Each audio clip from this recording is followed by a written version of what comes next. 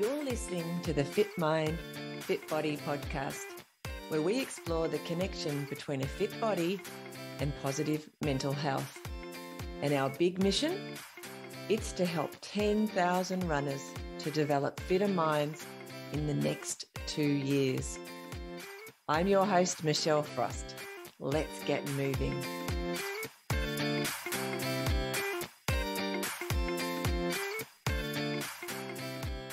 Welcome to this episode of the Fit Mind, Fit Body podcast. Today, we talk to Deb Porner. One of the things Deb says that I love is never be disappointed in how fast or slow you run. Just keep going and enjoy it. Enjoy this podcast.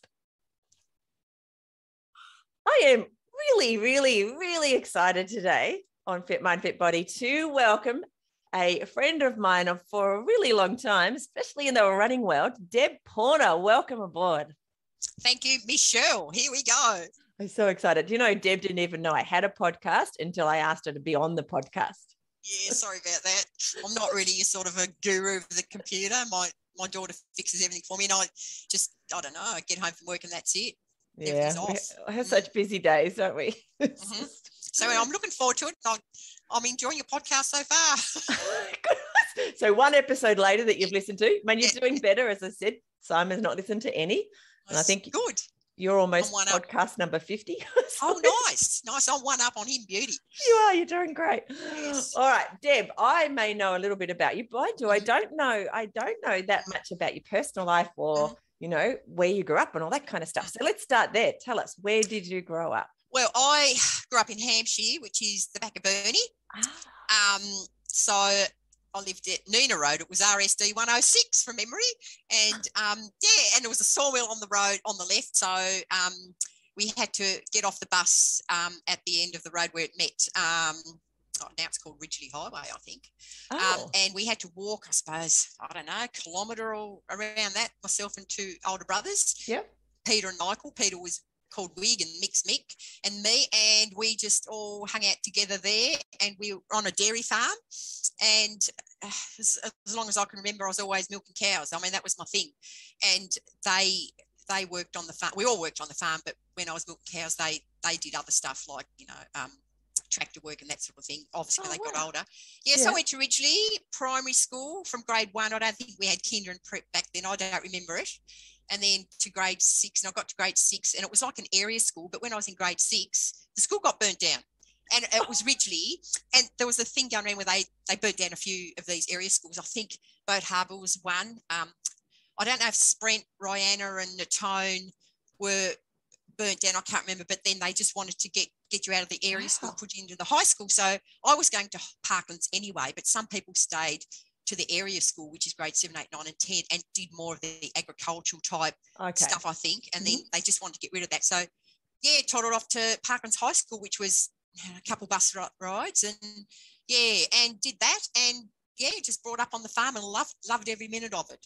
I was going to be a farmer when I grew up, but something happened and I just didn't get there. So when you were at school, did you do a lot of sport? Like we sort of milked cows and all that.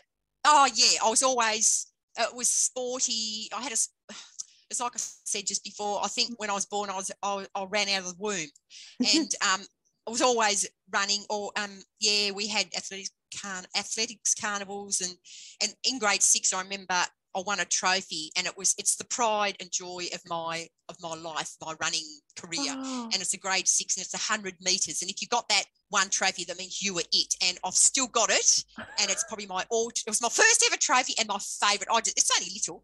I love it. And and I sort of ran barefoot, basically on your Dunlop volleys is what we had, but it was mainly barefoot. 100 meters, 50 meters, egg and spoon race, sack race, relays, that sort of stuff. None of this other, I don't even know if we had 800, maybe the older kids in high school, but I just remember the sack race and all that. So do you remember loving it? Like absolutely. Remember it? Like, was it that movement? Remember what made you think, this is really fun? I don't know. I could always run. I mean, living on a farm, we always running around. We used to go and get the cows, and I'd be like miles ahead of mum and dad and the brothers, and I was just always running. I mean, I don't know, I was always on the move. And I think I'm an undiagnosed hyperactive kid. You know, back then it wasn't thought of, but I reckon, you know, Mum must have been pulling her hair out thinking, oh, where is she? You know, but, you know, I was pretty safe. I loved it, and always had the brothers tagging along with me. So, that's what I did. I just ran. That kind of carefree childhood, doesn't it? Growing up on a farm and just, you know, having that freedom to just explore and run around, and you kind of had, like, there was distances you had to travel. Like, I grew up on a farm too. You had to, like, and nobody was driving you there, and there wasn't any other way to get across the paddocks and wherever you had to go. No. Unless you had a horse. Well, I did, funny enough. I had a horse, and then motorbikes. We used to bomb around on motorbikes, so no helmet, that sort of thing. And I think, how did I survive? On a horse, no helmet, how did I survive? So you do all this. We had tractors and that. The brothers rode, you know, we drove tractors and that. Well, they did. I had a lot of problem reaching the clutch and that because I was little. You're not the tallest person. No, I'm not. So, and they were always so hard and stiff, the clutch and all that. So I was never a tractor fan, but got on the motorbike and that, or just on foot with the dog. Yeah. And just did that, loved it. And and that's, the farm life was great. Wow. It was the best life. So you got to the end of high school. Mm-hmm. What did you do then? I did a year of matric, absolutely hated it, just detested matric. It wasn't my thing. Then I moved to Devonport, did the childcare course for 2 years, did that, worked. I did really well in that. It wasn't what I wanted to do, but it filled in time. I had to do something. You know, the parents were saying, got to do something. And then, so I did that. The brothers went on and did apprenticeships, and mine, I was good at it. So I moved to the mainland in a place called Robinvale, just not far from Mildura. It's on the border of New South Wales and Victoria. Worked there for a year with Aboriginal women, teaching them in childcare. And of course, they all had babies except me, so they were teaching me. And so I did that for a year, and then I came home for a bit of a holiday, and I was going back there, but then my brother, who was going out for his work dinner the day I got home, said, oh, come to the work dinner with me. Duck's there. He's a friend. Yeah.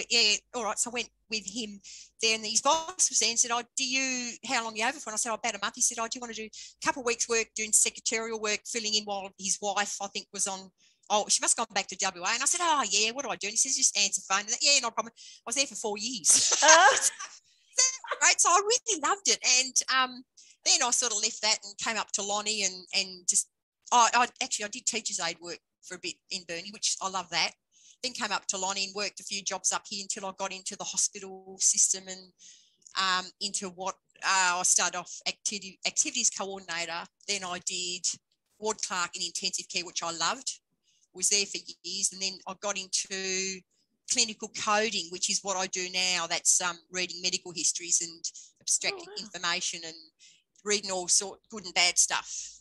It's like administrative type of roles. That's clinical coding. It's sort of it's a specialised area. You've got to do a course, and you read, like, say you come into hospital with I don't know, a broken leg sort of thing, you know. Yep.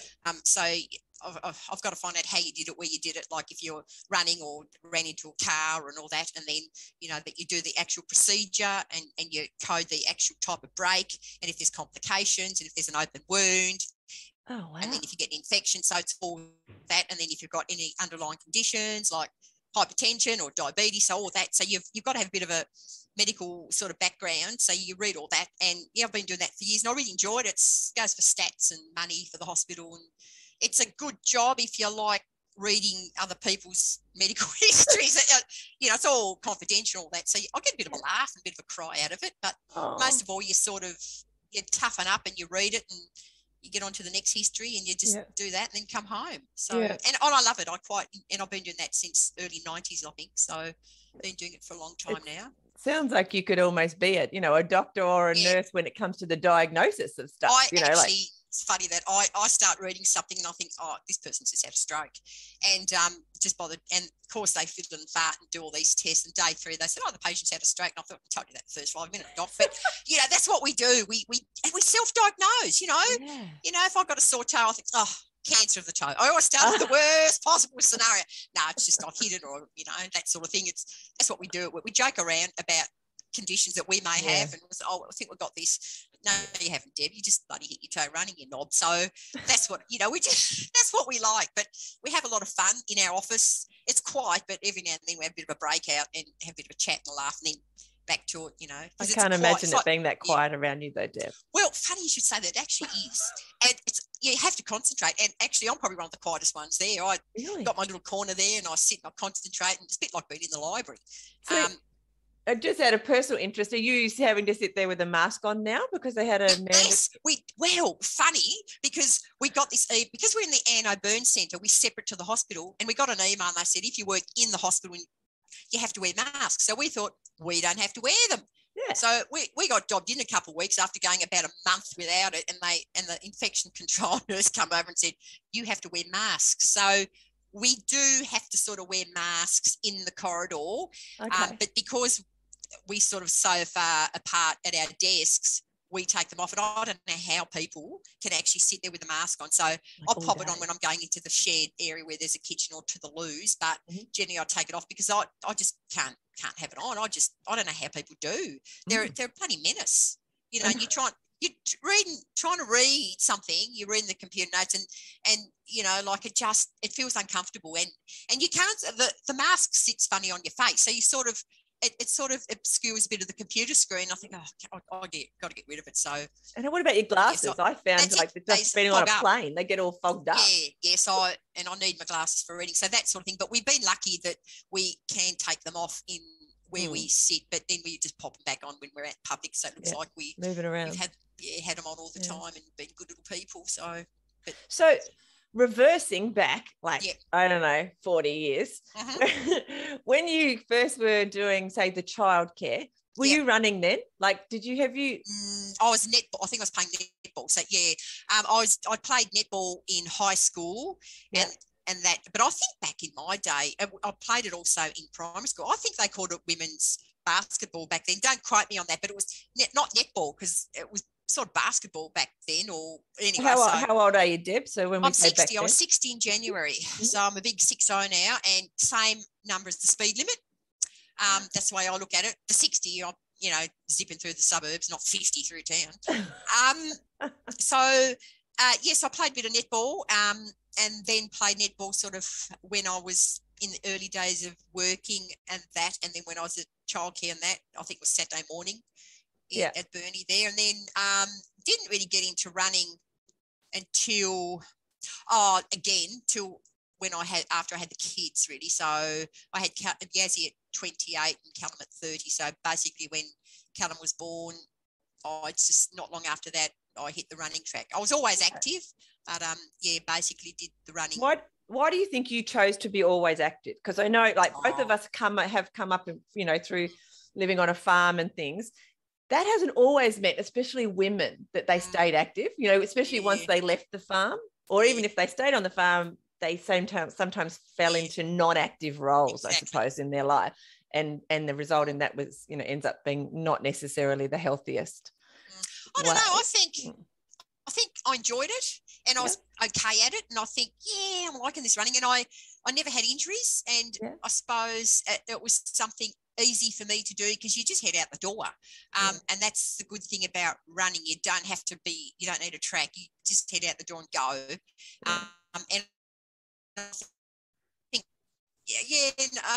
and I enjoyed it. And I think that's probably why I stuck with it. It was just the enjoyment part.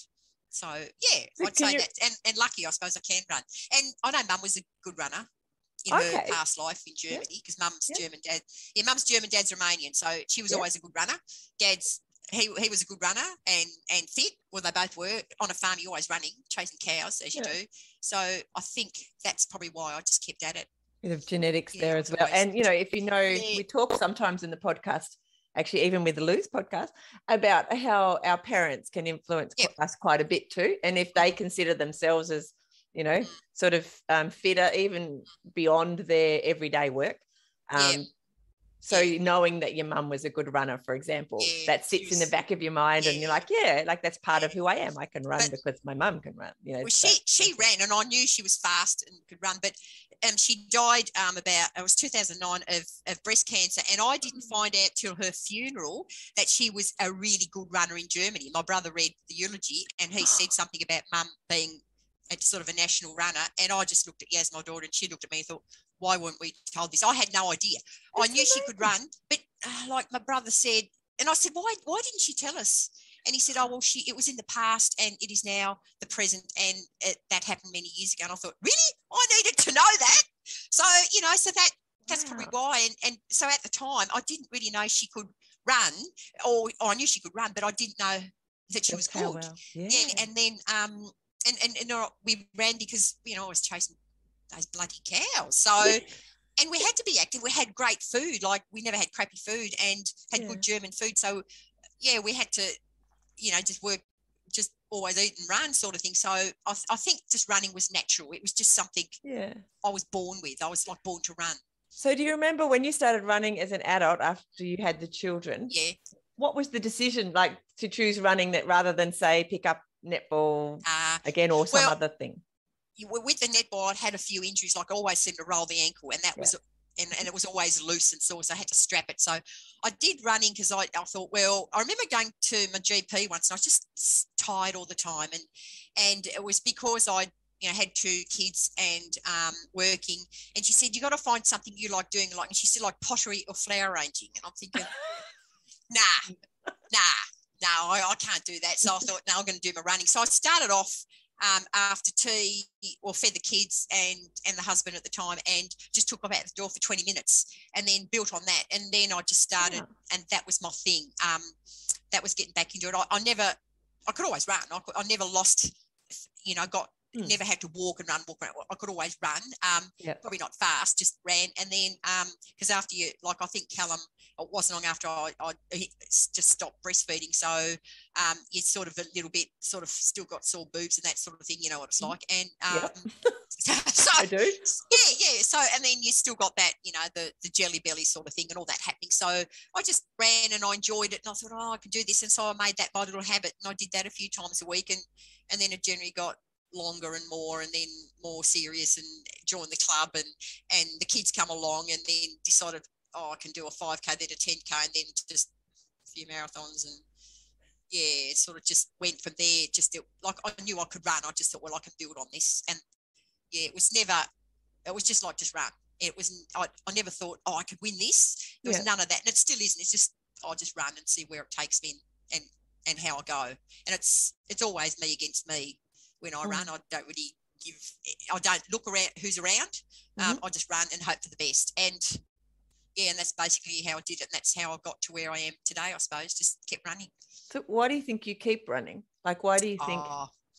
I don't have an injury. I don't have an injury. You're not always competing, because you don't see, I don't know, like some people I've spoken to seem really focused on a race that's coming up or whatever, and they're really goal orientated. But you don't strike me like that now anyway. I used to be there every week. You probably remember that, because there was Jan Inge, Peter Vogt, Timmy Lenahan. We had some teams like Bruny Island and Melbourne Marathon. So they were my little focus group. So we always did stuff together and went to the run and had a lot of fun. And then, things happen, people just leave the earth, and then I just kept running, and I do enjoy the longer stuff. I think the fast stuff now is, too fast. I've got to warm up for a fair while to sort of warm up the body, but I prefer the longer stuff, because I can get in my pace I settle pretty quick, pretty easy, and I keep the pace, and that's it. I mean, I don't, with a 5K, it's like, that can hurt, because you've got people zipping past you, and there's a lot of action in a 5K, where I prefer 10K is good, like the Lonnie 10 and that, but I prefer the longer stuff. I love a good half marathon. 15K is good, but I manage a 10, but it takes me a while to settle in that, especially in a bunch start. Like, it's all right with our group, because it's all handicapped, so it's good. But when there's a whole bunch of people, I get put off, because people go fast, they slow, they stop in front of you, do up a shoelace, so you just kids in front of you, so it's all over the place. I don't like that sort of part of it, but the mismatch. Yes, I think I just run because I haven't really had a major injury, and I'll just keep doing it. It's one of my passions, I think. Like it makes you feel good, I assume. Yep.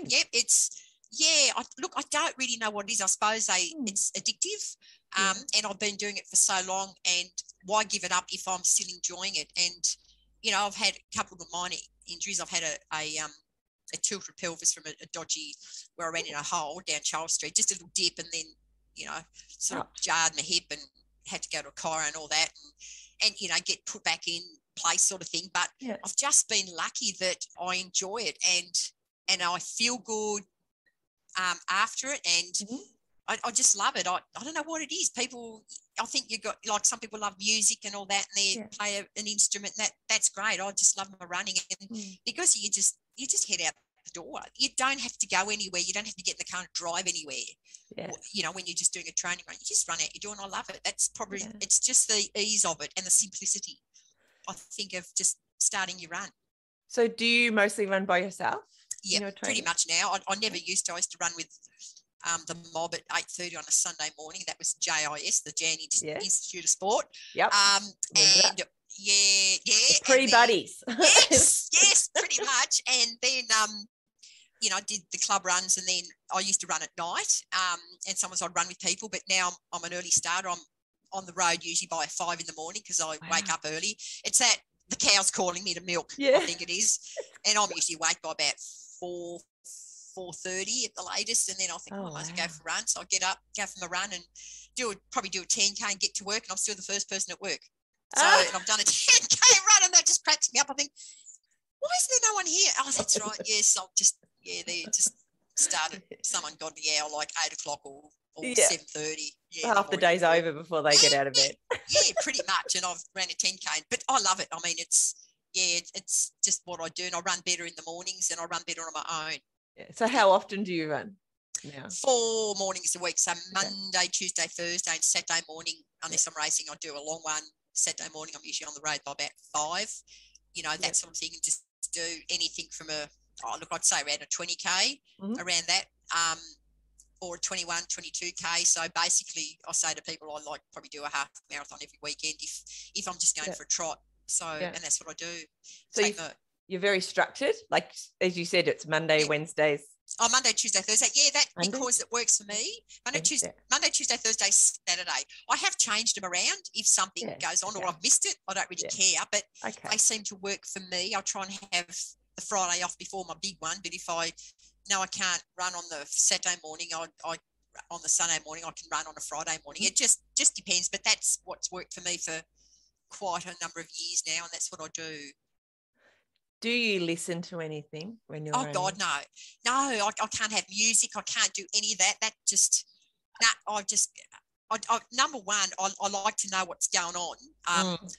Traffic noise, people, you know, I need that. And, you know, if I just don't like things in my ears, I just, you know, that sort of thing. I don't like having to carry something, and, you know, I'm just like, listen to nature.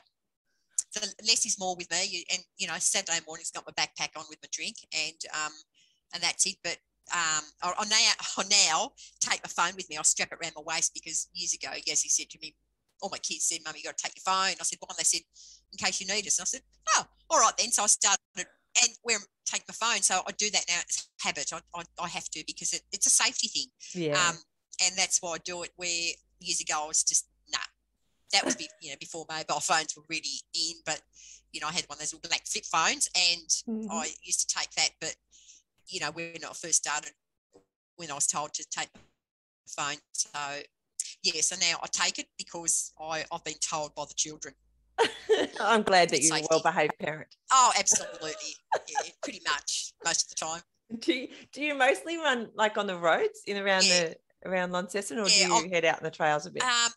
Some trails. I used to go around from here. I'm at South Launceston, so I used to head into town and then get on the Tamar walking track there. I don't know, it's past at the tail race. Yeah, that's it.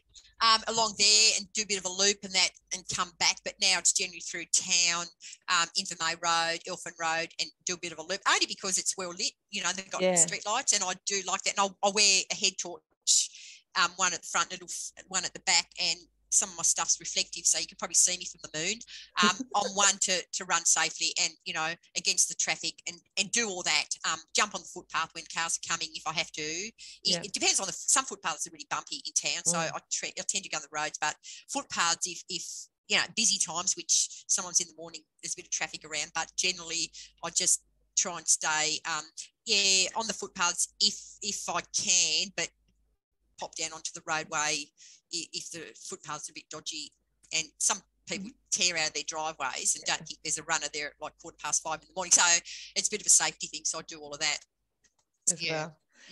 Do you spend a lot of time looking at your watch, like when you're running? Like, are you focused on keeping, you know, there's a particular pace you want to do or distance or whatever? Are you a watch looker? I look at it when it clicks over to the kilometre and it says, "Oh, you're doing whatever." And I thought, "Oh, that's pretty good." Or, "Oh God, you slow down there a bit, Deb. You're daydreaming." Because I tend to daydream.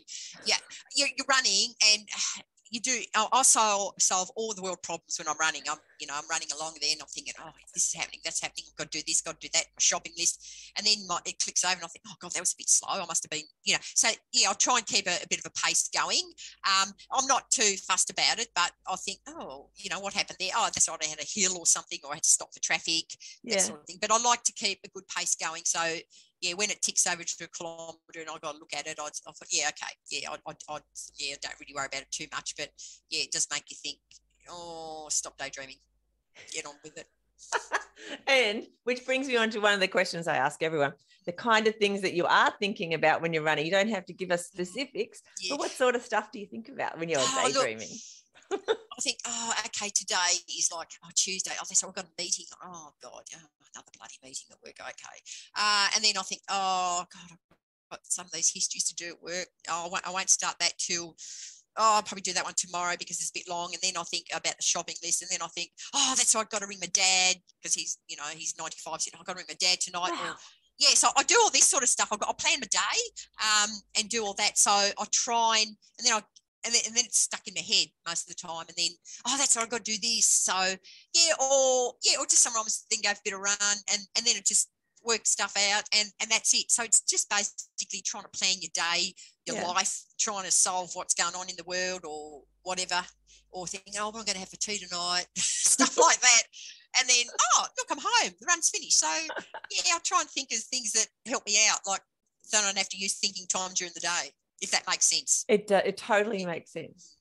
Do you think when you finish your run, you always feel better? Like, absolutely. Emotionally, like especially if you started it thinking, this is going to be a crap day because something's coming up or whatever. Do you feel better at the end? Do you always? I have days like that where I get out of bed and I'm thinking, oh God, this is just too hard. Start your run. I thought, this is going to be a doozy of a run. But then once you get going and you get going, it takes me a good K because I live up Westbury Road, so I've got to run down, get down to Wellington Street down near the bus station. So that's a kilometre, and once I get down there and go a bit further, then I know how I'm going to run, good or bad. And most of the time I'm lucky, I'm feeling good. So so the little happiness thing kicks in. But every now and then you have crap runs, everybody does, and you have crap races, but you just think, okay, it's just one of those days, and you get home and think, that was good, or that was hard, especially if it's windy. I hate running in the wind, and wind and rain together. I don't mind the rain, it's just the wind or the wind and rain together, and I think, that was why did I go out? But then half the time you get out, then it rains when you're out there. So, but I always wear a cap, and then if it's raining, it doesn't matter because it doesn't get on my face or my eyes. And I think once it gets in your eyes and on your face, it's like, don't like that. So I've learnt that. I'm totally the same. I can't even. The idea of going for a run a couple of times if I've forgotten my cap, even if I know it's not going to rain, it's like, this doesn't feel right. And I do hate rain on my face as well, weirdly. Yeah, me too. But see, I find because I wear a head torch, I've got to have the cap on. Because if you try and put a head torch on without a cap, it's just, look, some people cannot. It hurts and it slips, and I don't like it. So I have a cap and then put the head torch on, and it just sits nice and everything. And then I'm off, and I'll go. It totally makes sense. So tell me, what do you do on those days when what do you say to yourself? or maybe it is you're just so conditioned now at 5 o'clock in the morning. Yeah. But on those days when it is raining outside or it's just not great weather, but, you know, it's Tuesday or one of your run days, you don't feel like it either. I don't know, for whatever reason, you feel having a flat day. How do you get yourself out the door? What sort of... Oh, look, I never have a problem getting out the door. I'm very conditioned, like you said. I just get up and I know I have to do it. The only time I will not go out is if it's lightning. If it's thundering, I thought, well, I'm heading down that way, I can hide. Yeah, that's all right. So a bit of lightning happening, I'll probably wait. But yeah, look, I just go and just get out there and think, well, I can do this. And I think, it's good training for if I do have a race like this. And you talk yourself into it, like, yeah, it's good training for that, or it's good resistance work, you know, in the wind, and that's what you say to yourself. And then the door. I don't make many excuses. I just think, it's good. It's good for you. It'll toughen you up, Deb. Just go. And it's only like, it'll only be 50 minutes or whatever. It's not a day. You know, it's 50 minutes. You can duck and weave through, you know, if I go through town, under buildings, you know, if it's crappy weather. So I've got options. So I try and I'm more a half full. Yes. Yeah, than half empty. So I try. I always look at the good side and think, it'll just make me tough, and off I go. So I love that you said that, because so many people talk themselves out of it, and you're like, I talk myself into it. And I'm like, there are so many people who instead, all of us, well, you know, can think of lots of reasons why I shouldn't do it. Well, I remember years ago we had a run at Georgetown. I don't know if you was there, and it was pelting down with hail and rain and all that, and we're all standing under this little building there. And there's some poor run, I think it was John Quinn, had to go off first with, you poor bugger, and then it was hailing, and it was just a fierce day of crap weather. And then it sort of cleared up a bit, and then it got worse. It cleared up, but we all did it, and we all huddled together, and then, you know, but we all did do it, and that's what it's like. You just got to get out there and do it. 15 years ago. It was forever. And I still remember, I go to Georgetown, I remember that day, I can see everyone was standing under that little building. We can't remember just the other times we went and the day was fine and we're okay. Yeah, exactly. You just remember the bad ones. I think it was just funny, and we're all there and thinking, we all whinged and bitched and moaned about it, but we all did it because that's what we do. We whinge, don't we? It's true, a little bit, but then we get out there and we feel very proud of ourselves because we did it. Absolutely, that's what you're doing. That's what it's about. It's just getting out there and doing it and coming back. Like it's not a biggie. You just got to do it, and as you get older, you just do it because you know you can. You know, I've ran in worse conditions and I'm like, I can do it. Just go do it. You kind of become even more grateful, I think, as we get older, because you realise you can. You know. Yeah, it's true. Yeah, because I'm older. When you're younger, you think you can do anything, you're going to live forever. But as you get older, it's like you just become more grateful for a lot of these things that we're still doing. And you don't want to be sook. You don't want to be, you know, you just want to get out there and do it. I mean, you get up in the morning, you got your gear on. Well, I might as well go now. I'm not going to get changed again. So, you just go. That's one of my tricks. Even like if I've got a Zoom meeting or something and I need to go for a run straight after because I didn't get up at 5 o'clock because I live out of 10. There's not so many lights. I've got more excuses. No. Yeah, well, that's right. Loads of excuses. Yep. I will actually have my running clothes underneath the clothes that you see on Zoom. Right. So that's my trick. They're on. Right. I'm not going to not go for a run. You know. You haven't got your jammies still on or anything now, have you? Today, no. In fact, I actually only have my running clothes on. That's all right then, because you just speak for a run. Just checking, because you can do anything, can't you? You can. Exactly. This world of Zoom. Yeah. I did want to ask you, I don't think I've asked anyone else this, but how do you deal with, because I know you've had problems with it over the time, and I also have problems with this, but different from your problems, I think. But with nerves coming up to a race, especially an important-ish race. I know because you've been a rep, done rep running. I still get really nervous, and I've never been a rep, you know, apart from school time. So it's like, how do you deal with that? And you still have to deal with it from time to time. So why do you think they call me toilet queen? There is a reason. No, they called you the toilet queen. Yeah, well, there's Debbie. You know, ask her. Anyone know where a toilet is? Ask Debbie. She knows where they are. Honestly, I get so nervous, and I, you know, toilet at home, like, you know, when the kids don't go to the toilet for the next half hour. It is mine. You know, one toilet in the house. So I get nervous. I'll warm up by myself or someone else who's doing the same run. I'm probably not very chatty. I just warm up. Yeah, stay away from too much idle chit chat or a group of people. Yeah, just warm up and get nervous. And yeah, sometimes you get nerves, you get the dry mouth and all that. And I think, oh, that's a good thing. I'm nervous. That's good. And that's the way I look at it, apart from the toilet stops. But yeah, focus on, right, I've got this, I've got to do it. You'll be fine. And it's all a bit, you'll be fine, Deb. Don't worry about it. You're nervous. That's a good sign. Yeah. And then get to the start line and go. So you reframe it. Yeah, but pretty much, yeah. And that's what you do. You got to do that with a lot of things in your life. But and you always get thrown a curveball with things in life. But running's like, I always get nervous before a race. Always. Like there's never, even LAC races. Yeah, me too. Yeah, always get nervous. And then I get there, I'm fine now. But yeah, but that's just me, and that's just getting ready for that, the body having a bit of a crack, I think. And then I get nervous for me and well, I've got to go now. So bang, you're off, and then I settle, and then I'm good, and the nerves settle. So that's okay. Yeah. But it can.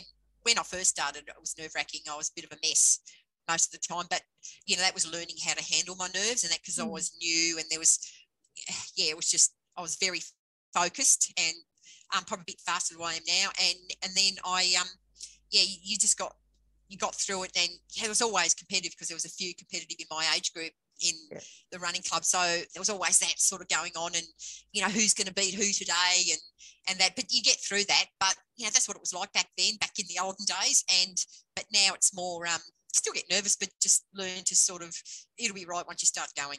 Yeah, you just need to try and find those ways to relax a little bit. But as you said, I think some nerves are good. Oh, that actually is true. Not even not just telling yourself that they're good, but it is a good thing because it just means your adrenaline's up a bit. Yeah. You're not just going to walk away when they say go. You run away. Exactly. And you've got to have a bit of, it's like when you do an exam. You get a bit nervous because you think, have I done enough? Have I done enough reading, have I done enough research and that? And it's just a bit like running, have I done enough? But, it's too late now. Just go and do it. Right. It's just what I always like, especially if it's a long race, like a marathon, I'll be like, well, it's just one step in front of the other. Like, really? If I have to walk some of it, it's not the end of the world. Exactly. There's work, and that's my thing. There's always worse things in the world. And when you run and, say you've got a 10K, you think, well, this is going to be all over in X amount of time. Yeah. So, and then you can go home. And that's the way I look at it. So you think it's only a little short period out of my day, and then I go home, and if I have a good run, so be it. If I don't, well, it doesn't really matter because who cares? That really. Saying is really good too when you're procrastinating at home. Yeah. Oh, yeah. By the time I procrastinated for half an hour, I could have gone out for 5K. Exactly right. But everybody has nerves, and it's how you deal with it. But as time goes on, you get better at dealing with it. And you just don't sort of worry about it. Yeah, it's really interesting. Just because I know that, especially if people haven't run for a long time or never run, that the nerves can be a big thing to stop them, and it is all in our head. We can do things and say things or whatever to ourselves that can alleviate some of it. But it's nice to hear that even those of us like you and I who've run for a really long time, we still get nervous, and we still have to find ways to deal with it.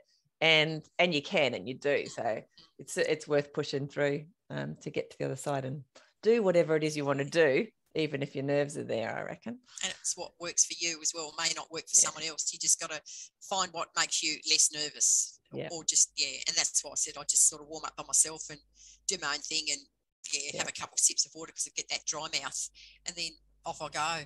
All of our friends, we got lots of common friends, go out for dinner before marathons, like when we've gone and done the Melbourne Marathon, and I'm like, no. I've done that. You don't want to talk to me the night before? No, I've done that in Melbourne, and I went out, but it was all right, but I just don't enjoy it. I just think I'm going to be social, and because you've asked me, but I'd rather be at home. But I feel like you're making me be social. I don't want to be. But exactly. And I just like to be home, and just, I don't want to go out. I just, don't bother asking me because it's going to be no. Yeah. That's what I just go, no. Now they're used to that. I'm fine though. Afterwards, wow, I'm ready for a party then. That once you finish. Yeah, absolutely. Party now. For sure. Yeah. All right. Yeah. Hopefully. So, you mentioned an injury earlier, and yet you don't get that many, but when you do get an injury and it puts you out of running for a short time, I assume the hip thing maybe put you out for a little bit. Well, funny thing is, like, I was running down Charles Street, and I ran in a little dip in the road, the little dips on the footpath when it's raining, gets water in there. Anyway, I ran in one of them, and I thought, oh, that's a bit, it was a dodgy thing, and hurt the left hip. I kept running, and anyway, after that, it just kept hurting a bit. I just kept getting tingly down my leg and numb toes and all that, and it was end up being a bit of sciatica. But as a runner, you think, oh, it'll go. 18 months later, I'm thinking, I better go and get this checked out. So I went to a chiropractor, and I got into Tamer Chiropractic and saw Brett. And I still go to him now 6 years later. He just said, sent me for an x-ray and had that, came back and he had a look at it. He says, you've got a tilted pelvis. So he clicked my body into shape and crunched and everything. I walked out of there best I've ever done. No pain, gone. I still had some little niggly, and I had to go back like a couple of times a week for the next couple of weeks, and then I basically go once a month. Now I've just spread it out a bit because I'm trying to figure out, for the last 2 appointments, I'm just trying to figure out when my pain starts. So so basically if I go now every 5 to 6 weeks or 6 to 7, I'm fine. But he just crunched me into shape, and one of my legs, because of the tilted pelvis, one of my legs was a little bit longer than the other. So when I ran on the Canberra the road where it tilts a bit, I was just in agony. And all I can say as a runner, if you keep running, you think it's going to go away, it's not going to. Get it looked at, because like I said, I did it for 18 months thinking it'll go away, but it doesn't. It just does not go away. So got it fixed, and now I also go to a massage dude called Merv at Tamer Chiropractic once a month. I'm giving him a plug. I'm Merv and Brett. So I go for a massage and a chiropractic session, and they keep me going. How did you know to go to a chiropractor? I know that you work in the medical world, so maybe you've got a bit of insight. I knew a doctor wouldn't be able to help me, a medical doctor, and I thought, well, physio maybe not. Then I'd read a bit of research, and someone said you might need an osteopath, and I rang up an osteopath, couldn't get in, and then I thought, ring up a chiropractor, because they do that sort of thing. And I'd had dealings with chiropractors in the past, not myself, but the family. And I thought, I'll ring up a chiropractor.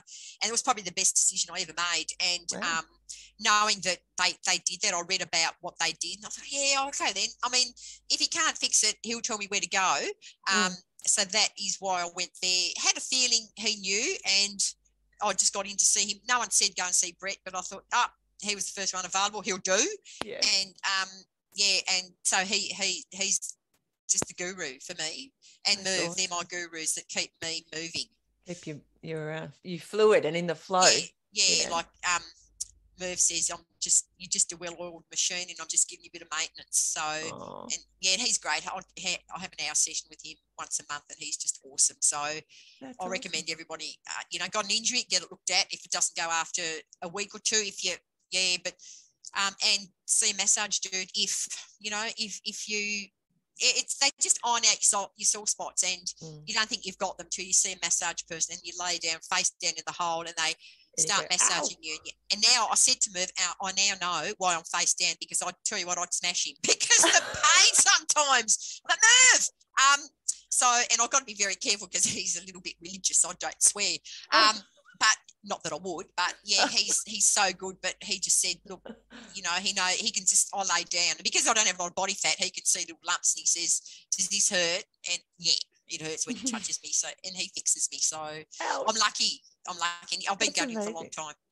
Yeah, so he knows. So with your injury, I like that. I might have to go to a chiropractor myself. With your injury, have you, and I'll be able to say Deb sent me, and everyone else on the podcast say Deb sent you. You'll suddenly get flooded. See what happens. Oops. No, it should be good. I think they'd be happy that I sent you. Have you had any time off your running because of injury, or something you didn't want to happen, where you weren't able to run? Yeah, in 2000, I think it was 2009. I think I had my appendix out. 2009, was it? Anyway, it was many years. Oh, it might have been after that. I had my appendix out. Yes, and I was 40-something. 40-something, and I was training. I think I'd come back. I may have done a half marathon in Melbourne. I can't remember. And I remember I had a few little niggly pains, and I came home, kept running, and went to work, and I just bent over with pain, and they said, you're all right. I just got a bit of pain. I'm thinking back in my head, appendicitis. I thought, no, I should be vomiting. And, I remember mum being a nurse said, got appendicitis because my brother had his appendix out. You're vomiting. You can't, if you lay down, you can't stretch your legs out. There's a few other little things she told me, a few little tricks. And yeah, I can do all that. It's not appendicitis. So because I worked in the hospital, I was in coding, and then I knew the girls in radiology because when I used to work in ICU, I had to see them every day for, you know, x-rays and that for patients and all that. So I went in there and I said, you know, I need to have an ultrasound whenever. And they said, it was late in the day, and they said first thing in the morning. I said, yeah, I can do that before work. Yeah, so it might have been 7:30, 8. So I toddled in there and they did the ultrasound, and she said, yeah, it's not looking good. You better pop right back around. You better pop into A&E. So I went around there. Time I got there, they got the report, and it was bad. It was ready to pop. And I didn't sort of know that at the time, but they said it's pretty bad. And I said, okay, righto, what do you want me to do? They said, well, come in here, we'll get you ready. And I said, look, no, I can't. I've got to go home. Yeah, I've got kids. I've got to organise them. And they said, you can't go. And I said, well, I have to. And they said, and I said, look, I'll be back in an hour. And they said, you better. And so anyway, I went home. They had a few words with me. I said, no, I'm going home, and had to organise my kids. And then my boss said, I actually had my car at work that day.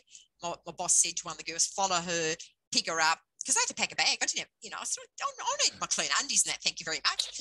So then I came back and I had my appendix out that night. And the funny thing was that, was it the next night, it must have been on Friday. The next night, I think, was the running club dinner. Oh. And I'd already paid for it. And I remember Vocky and David Lynch rang me, and they said, you do anything to get out of a dinner. I said, actually, no. Hang on a minute. And I had to throw up because I was talking, and they'll never let me live that down. But I was actually coming to the dinner, but I had my appendix out. So, yeah, and I was off running for 3 weeks. That's crazy. Well, just as an aside, the treasurer of the last couple of years, she didn't come to the dinner last year for that exact same reason. Oh, it's a killer. And it was like she had her operation the day before as well. Like, it was like, what? She was, anyway. So you couldn't run for 3 weeks. 3 weeks, Is that like the longest you haven't been able to run since you started running? Pretty much. And then I went to the doctor, and I had to go back after 3 weeks because they checked the wound and all that. And I'd had the stitches out and all that. So I went to her rooms, and I went in there, and she said, any questions? I said, yeah, when can I run? And she said, well, you can actually run today, if you must, but I don't think you will. And I said, well, how long can I run for? And she said, oh, no more than 20 minutes. So I said, righto. So I got home, and I reckon I had the clothes off before I even hit the front door, and I had the clothes on and out the door for 22 minutes. Thank you very much. And I thought, she said 20 minutes. I'm going to push it, go for 22. And I don't know. And yeah, it was down near Coates Payton's and all that sort of place, and come home, and I thought I could do it. And I was a bit sore, like you're running a bit tender, and because my shorts were rubbing on my wound where I had my appendix out, and then I had to fold something and put there so I wouldn't rub when I was going for my other runs. And I just started from there, and I was supposed to do, I don't know what I was supposed to have. I might have been the Point to Pinnacle, I don't know, but I didn't do it. And, you know, like when I had the appendix out, and it was really bad because they actually, when they took them out, because I'd had the appendicitis for quite a while, well, for a few days, it started to I suppose, rot. Yeah.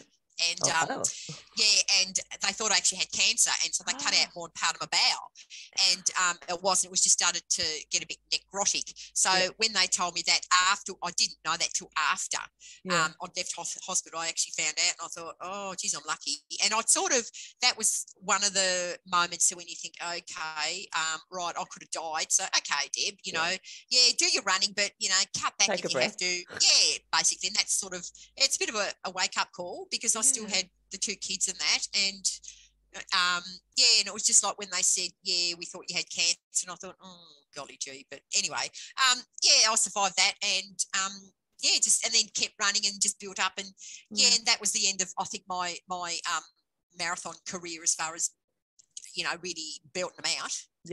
But that was all right, didn't worry me. I've had some good marathon runs and happy, and I don't really care. So it sort of makes you look at things a bit different, but and then you just sort of so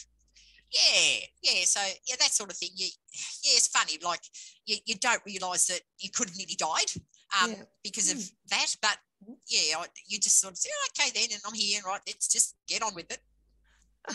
So can you remember in the 3 weeks you couldn't run, how did you deal with that mentally? What was going on in your head, Deb? Well, the first week, I was really sore, so I didn't care. I was just like, I don't care. Recovery mode. Yeah, because I was in hospital for 4 days and they don't leave you out till you can poo. So, so day 4, I pooed and the arms went up when I came out of the toilet. I had 3 other ladies in the room. So, it was just fun. And then, then I went home. Yeah, a bit like that, because one of the other girls was waiting for the same thing. And you're lucky if you can poo day 2, but mine was day 4. So sorry about all this intimate talk, but that's what happened. So, and they were pumping the coffee in me and all this, because they want you to do it naturally. And they said, what normally makes you poo? Oh, give us a coffee. So, 3 coffees later on a whatever Tuesday morning, I was knocking them out. So that was good.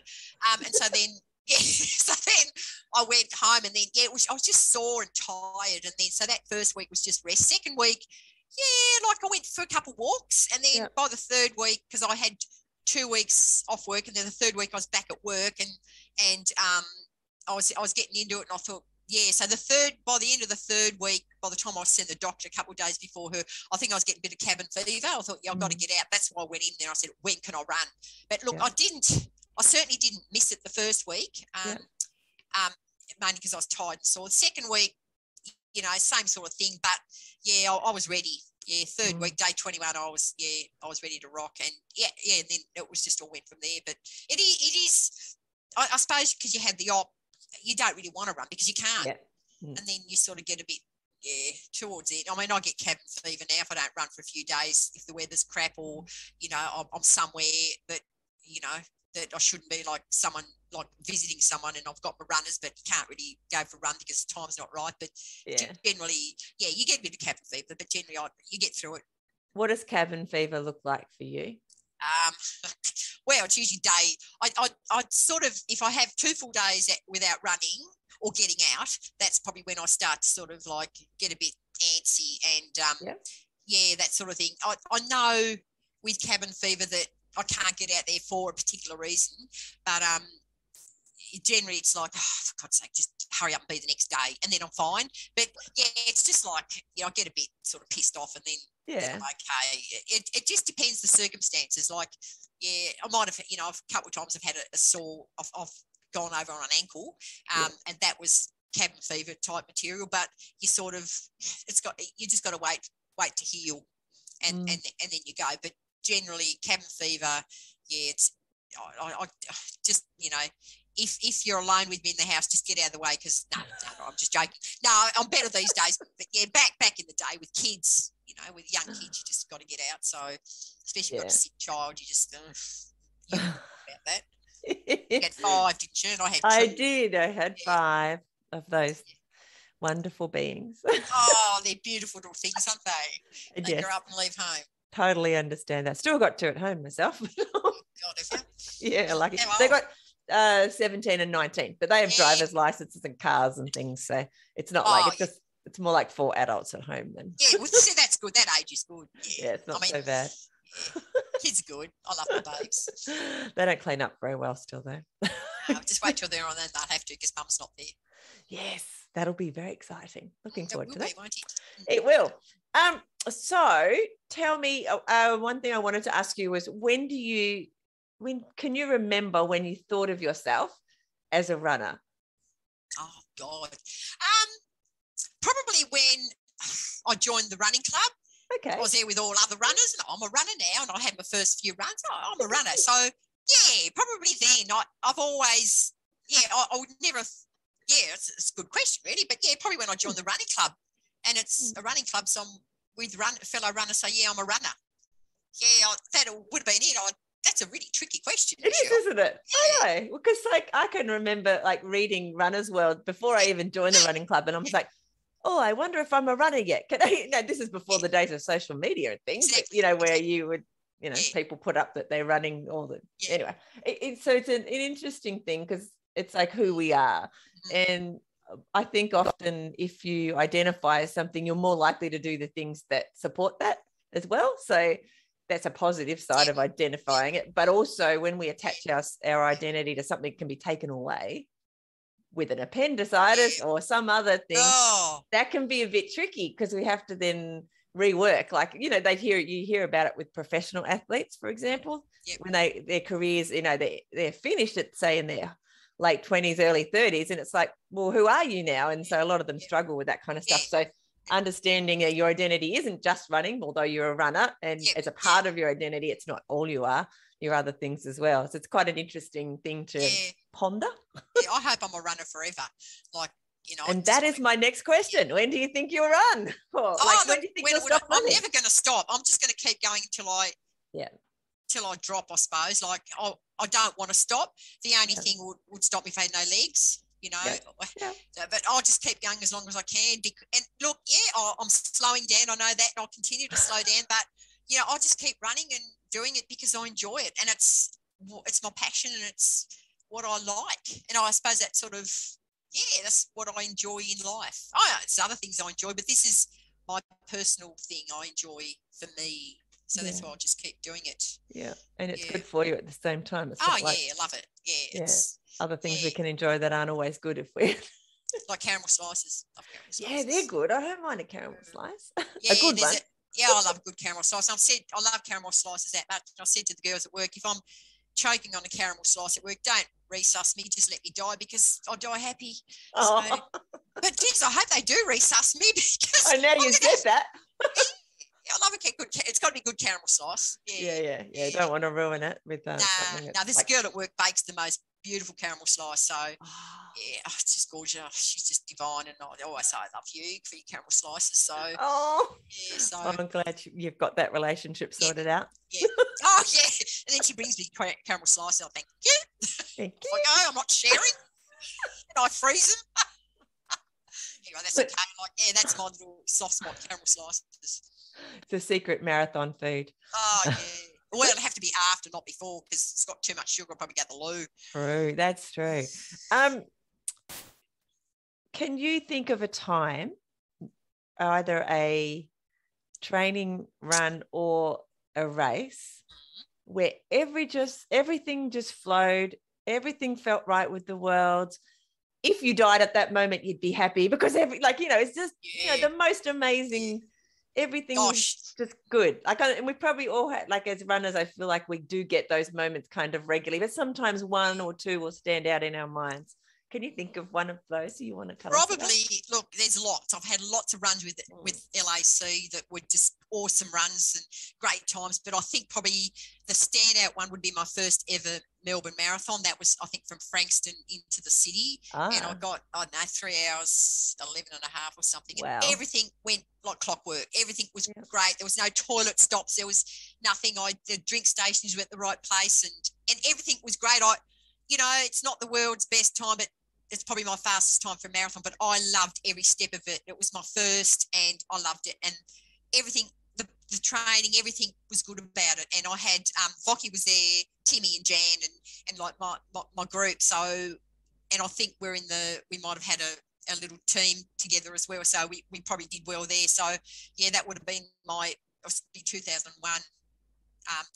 Actually, I came sixth female. That I remember that. And that would have been my best ever race, because everything, like I said, it just went. It was wonderful. Weather was great. Everything was great. There was nothing wrong with it.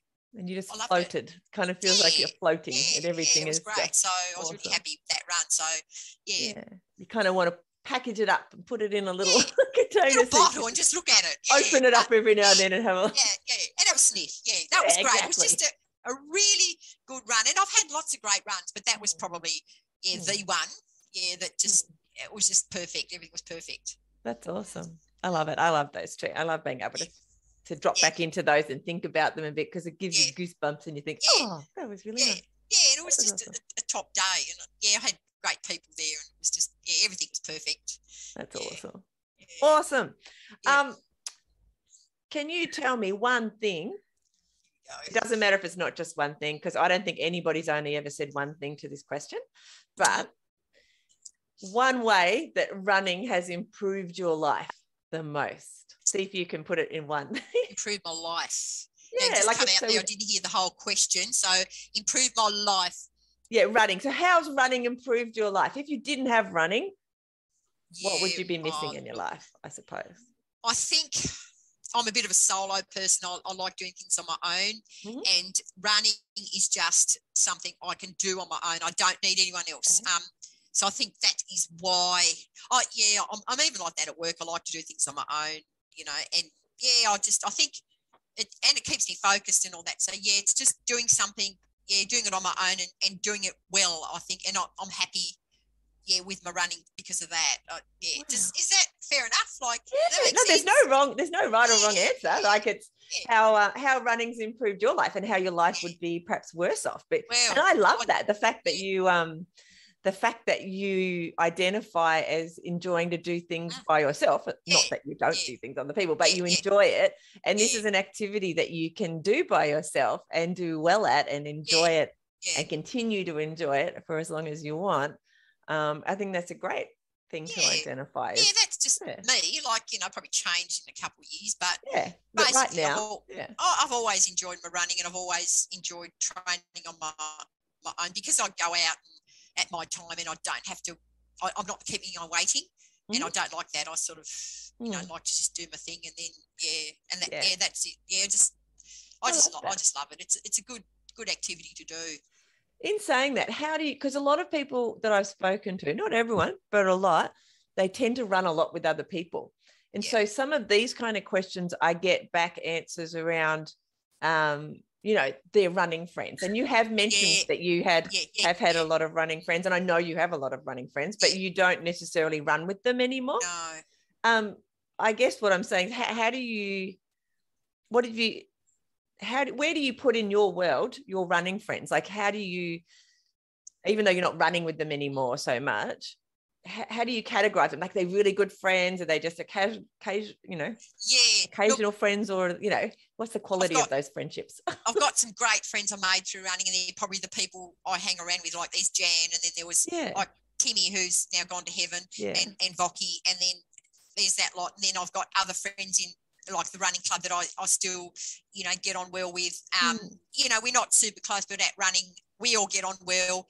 And there's other, like the porters and all that, like, we sort of catch up when we can, and everybody's life's it's gone a bit different now. Some are injured, some aren't running, some are doing bikes, some are doing swimming, some are doing other things, but they're still my running friends. So I still have a lot of running friends. Righty is a good running friend, and there's a few others that, I travel to running with, or they're my support crew. So like I do have running friends, and they're sort of my main friends, but then I've got work friends and that. So I love my running friends, and they'll be there forever, even though we probably don't see each other all the time.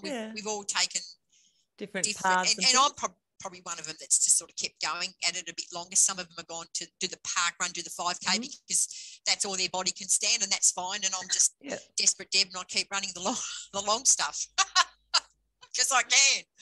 Yes. Because you're lucky. Yeah, actually pretty lucky. Yeah, pretty lucky with the joints and the bones and everything. So, Well, what a lot of people say is they've said, and I think you would say the same, tell me if I'm wrong, but the people that you used to train with and things, they become quite close because we spend a lot of time in those long kilometers, especially when you're training for longer runs and things, and you're just chatting away and you share things that are just the minutiae of life. They're not often, sometimes we are solving the problems of the world, but sometimes it's just, just the little things that happen today. And so you kind of develop these relationships which have more of a depth perhaps than some others, because you're not finding yourself in those situations where you just many hours sort of chatting away. I don't know. That's true, because when I used to train for the marathons, I used to do it with Jan and the mob. We'd start out at the uni, and we'd go all around to her place. She lived at Gravity Beach.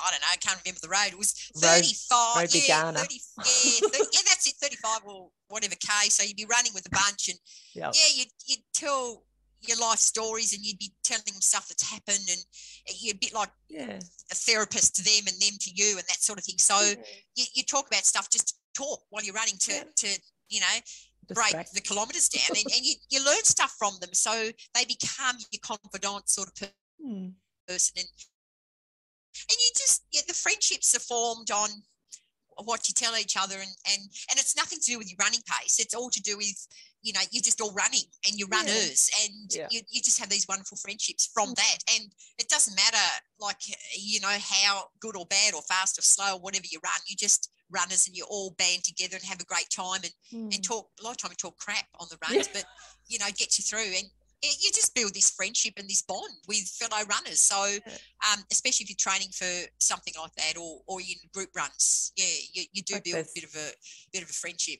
Yeah, like a shared experience almost, isn't it? Yeah, like out there on the road.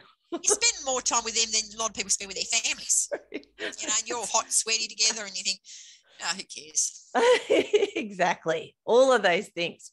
Yeah. All right. Before I ask you the last question, this is always the second last question. Oh, right. Is there anything that we haven't covered about running that you would like to share, Deb? So over to you. God, where do I start? Look, I don't know. Like, I could talk about running forever.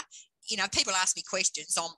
I tell them what I think. I'm brutally honest like that. So, look, I don't know. Like, maybe I should write a book one day about all my running. But that would be awesome. Look, I don't know. I think we've covered lots. Maybe I think I will think of something after all this. You probably will too. Of course I do. But look, my running I love my running, and it's I'm lucky I can run, and I'm happy doing it, and I think everyone should have a crack at it. I think there's no excuses for not running, really. Yeah. I know there are, but you know, I think there's lots of excuses. Yeah. Some of them hold water and some don't. Exactly. That's probably it. Exactly. Like, pretty much. Yeah. You know, even in being in the medical world, that's one of the things that I say quite a bit on the podcast, is that I think everybody should run, just like you just said, because I think everybody's built to run. It's just that, you know, occasionally there's a medical thing. Yeah. Which means you can't, but as a rule, most of us. When you can walk, so and it's just, it's just faster than walking.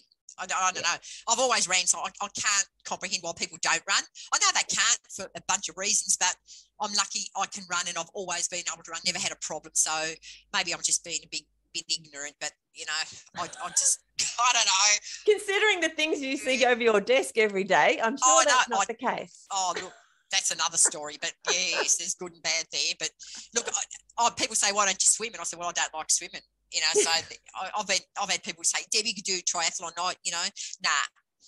I'm just a runner. I wasn't born to swim, and I wasn't born to be on a bike. So I just run. You know yourself. That's the important bit, isn't it? Yeah, and that's what I do, because if you swim, you got to go to a pool, and if you got a ride, you got to get a bike. It's just more complicated, isn't it? Yeah, so and I wouldn't have time. I can't train for 3. I was like, one's enough. Thank you very much. Yeah, I have a bit of that over the years. But I've been in teams for triathlons, but I'm always a runner, of course. But I loved it. Like, but that's what I do. I'm a runner. This is not the last question. Oh. I wanted to ask you, just then it made me think of, I meant to ask you earlier, your job is obviously very stressful. As you said, you have you get to see the worst in people at the worst time in their lives, or you get to read about it or whatever, be involved in it in some way. And I can only imagine that is really stressful and creates a lot of emotion in you. Do you think your running, this is a question, helps you deal with a lot of that? Do you think that helps? Because you go in there and you read about, you read everything. Like last week I was reading someone young, cancer, and they've got met. So they're dying and, in the 40s, that sort of thing. And you read a lot of that. And I've sat there and read about, young children, just grade 3 and 4 or 5. They're dying of leukemia and all this. And I've sat there and I've cried. I'll read stuff and I'll cry, and it breaks your heart. And you read a lot of terrible stuff. You read, all about car accidents and the injuries and then the rehab. It's very. I love my job, but there's stuff there I don't like about it. But it's got to be read and it's got to be done. And you just try and read it, move on to the next one. But it is a stressful job, but you learn to sort of. You have coping mechanisms, and mine is running. I think if I didn't run, I'd be a bit of a mess. But that's it's just one of those jobs that has to be done. I mean, there's crap in everybody's jobs, but I'll read about it, and often there's pictures, and and you just deal with it and move on. I think I'm pretty tough like that. It's just a Pauna trait. We were born tough. You know, like I suppose the parents were in the war, so you know that sort of thing in Germany and Romania. So you've learned to be tough. I mean, we were brought up tough, and that's my brother. He often tells me stories, and he says, "And that, Deb, is why we like that." And he's a bit older than me, and he's good. He's good. He should have been a social worker. He's very good and tells me stuff and about, you know, parents and what they went through. And then, so then you realise now why we're tough. It's just the way we're brought up. Yeah. They rammed it into us. Yeah. And well, I suppose their coping mechanisms were a doing of sorts. You know, they did a lot and were really busy on the farm and all that kind of stuff. And you guys obviously picked up that as a coping mechanism for when things are challenging in your life. And you just work hard. That's what you do on a farm. There's no downtime. There's no, you know, we didn't have, you know, mobile phones and all that crap in that, you know, in those days. You just got there and you worked, and then you come inside and you had choice of 2 channels, ABC and Channel 9. We always watched ABC. Well, I grew up on King Island. I just want to say, I grew up on King Island, and you had 2 channels. We only had 1. Oh, really? ABC? Yep. Yeah. I still watch ABC now. That's my I know. channel. I was thinking my kids, because I have it on the radio a lot anyway. Me too. My kids must think, you know how you have this picture of your childhood, and all you could hear was what your parents and your grandparents would listen to, and you think, oh, I wish they'd. I never listened to that. Now look at me. I know, ABC exactly. Queen. And SBS Queen. Yeah. Totally. That's good. It's not a bad thing. I think it's a good thing too, but that's probably because we're older. That's right, older and wiser, Michelle. Yeah, we'll go with that. So, Deb, last question. Yes. Last question. This has been so exciting. Time's flown. I love talking to you. It's great. If somebody came to you and said, I would love to start running, Deb, and you're obviously a fabulous runner. Got any tips for me? How do I do that? And keep running. I want to be able to keep running.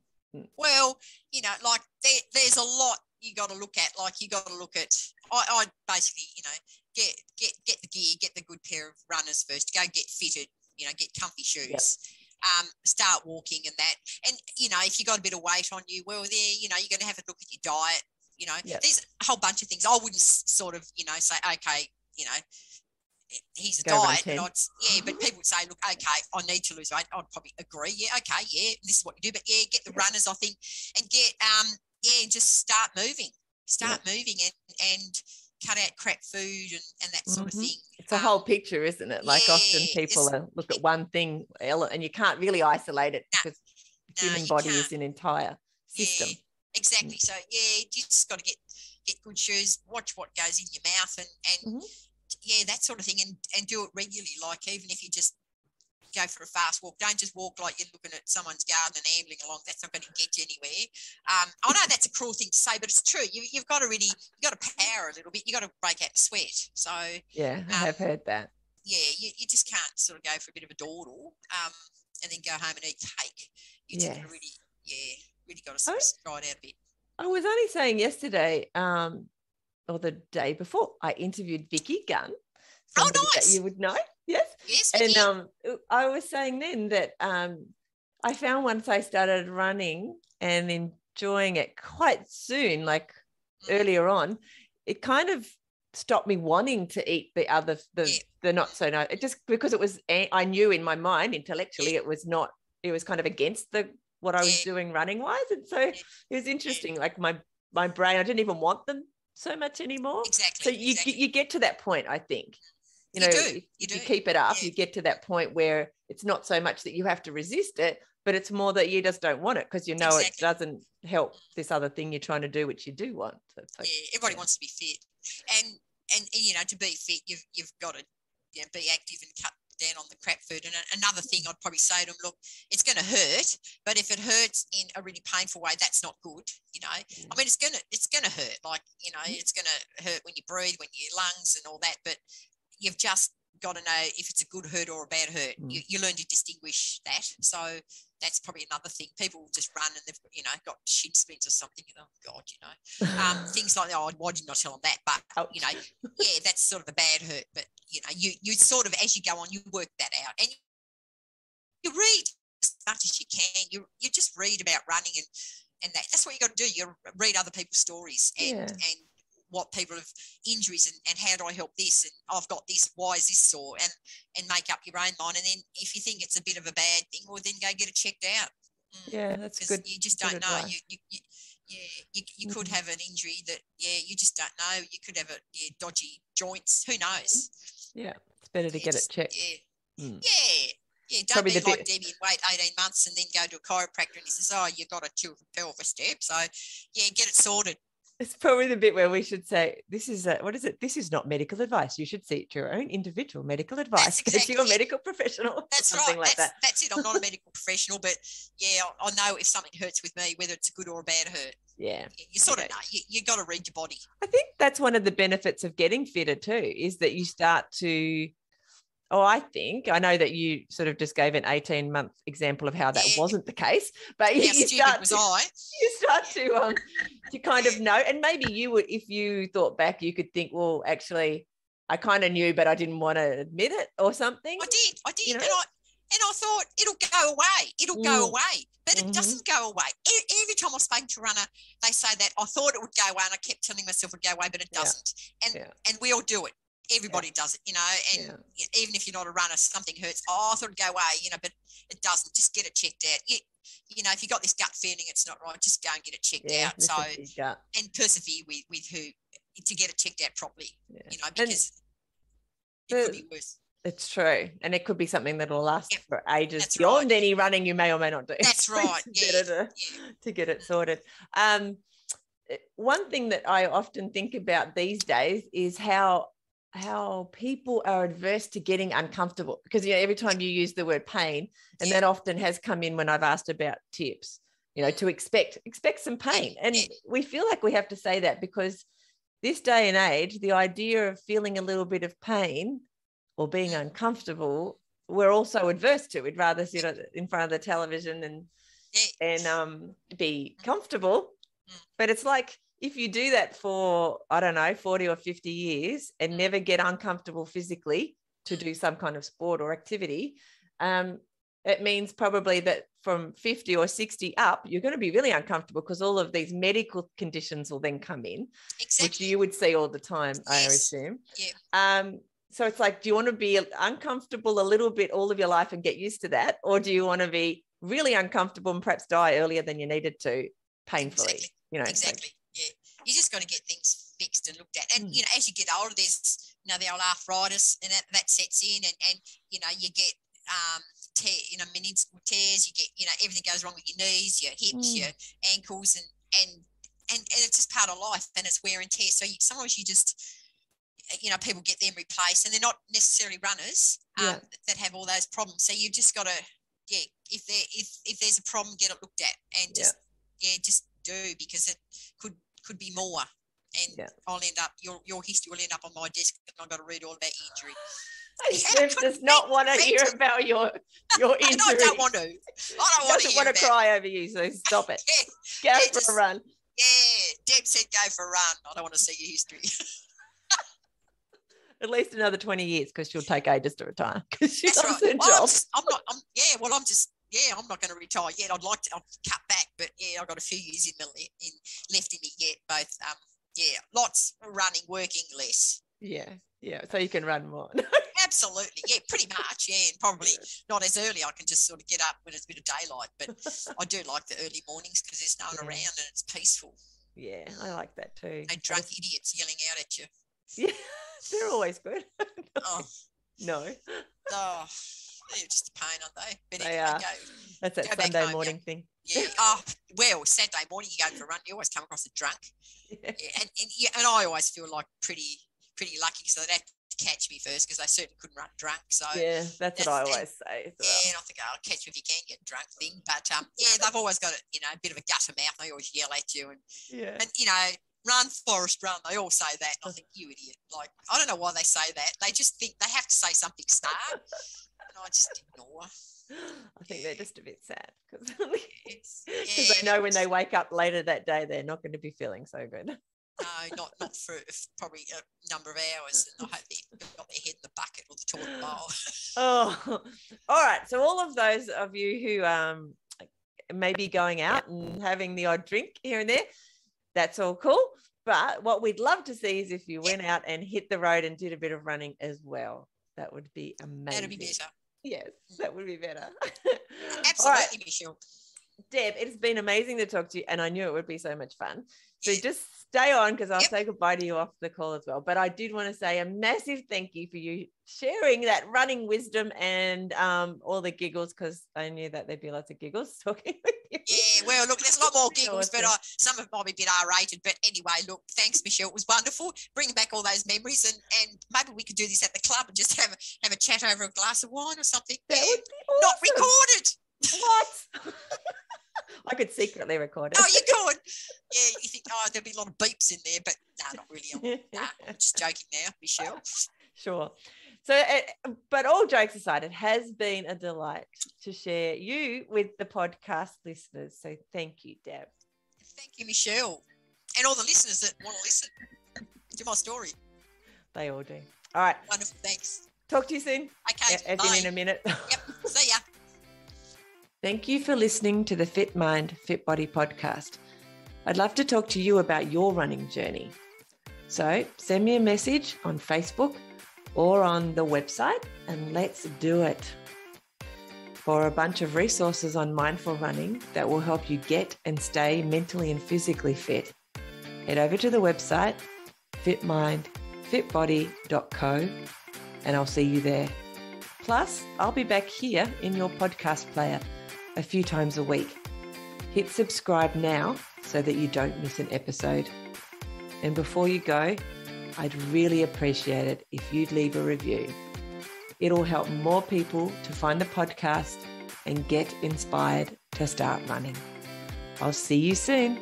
Bye.